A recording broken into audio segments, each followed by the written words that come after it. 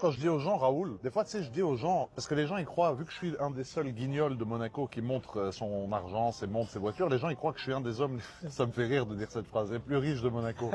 Mais là, regarde, on est assis au restaurant, on a commandé le menu, frérot, à 29 euros, et là, il y a le jeune Joël qui arrive en pantacourt avec des petites sandales. Alors, tu le croises dans la rue, tu te dis, bon, bah, c'est un gars, peut-être c'est un touriste, un mec qui vient en vacances avec sa famille. Frérot, il a 20 Formule 1, il a une Chiron, il a 20 000 km, il monte à Poitiers, il fait l'aller-retour 1000 km plus 1000 km, alors que moi, ma M3 CS pour aller à Cannes, ça me fait mal au cœur. Et le mec, on a rien à carrer. Ça, c'est des ça, c'est le niveaux. beau de Monaco. Qu'est-ce Oui. que tu me demandais, des choses spéciales de Monaco? Ça, c'est le beau de... Et puis, c'est les vrais niveaux. Ouais, Mais ça, c'est des gens, bon, lui, il se montre un peu, mais c'est pas un mec qui va faire le guignol en vidéo comme moi, avec sa chaîne YouTube et ses trucs, tu vois.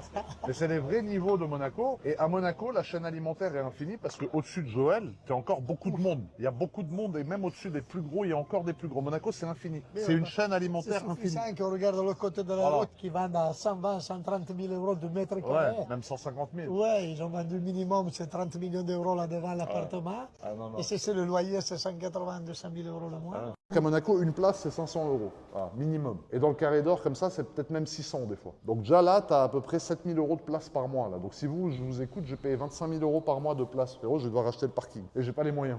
Et acheter un chauffeur pour les faire tourner aussi. Ouais, voilà, pour les faire tourner, parce que là, elles sont toutes en panne. Hein. À part la Pista, frérot, la Scoot ne démarre pas. La compète, de toute façon, elle a le voyant moteur et voyant batterie. Bref, donc Pista Spider, 430 Scoot. D'ailleurs, il faut que je mette mes plaques définitives dessus. J'ai toujours pas mis mes plaques définitives dessus. La Competition qui est magnifique. Et là, on arrive sur une voiture que je vous ai déjà présentée, que vous connaissez, mais qui est la 458 spéciale. Et ça, du coup, c'est mes 4 Ferrari. Et je vais pouvoir vous expliquer mon choix. C'est que si tu veux, chacune de ces Ferrari, c'est une fin de lignée. Une fin de lignée, qu'est-ce que ça veut dire? Ça veut dire qu'en fait, c'est la dernière de sa ligne. C'est-à-dire ça, c'est le dernier V8 atmosphérique que Ferrari a fait.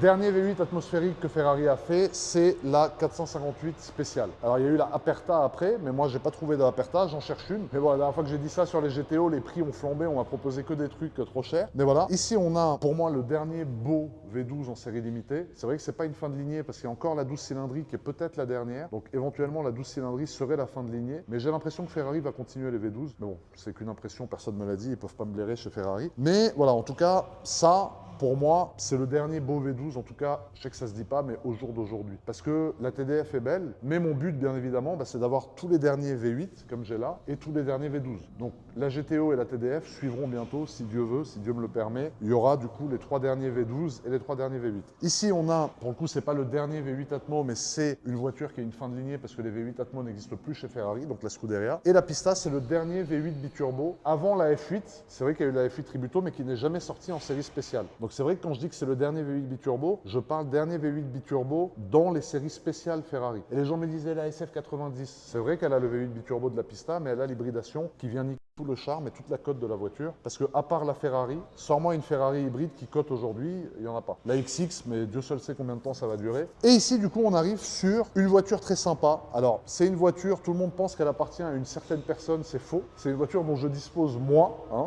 pas la certaine personne dont vous parlez. Laissez-le tranquille avec cette voiture. Et c'est une STO, c'est une voiture que j'aime beaucoup parce que c'est un V10 atmosphérique. Alors ça, je vais laisser Charles en parler parce que je sais que c'est un peu sa dream car. Donc frérot, qu'est-ce que tu as à dire? Vas-y, explique-nous. Bah, je pense qu'il n'y a pas grand-chose à dire à part la...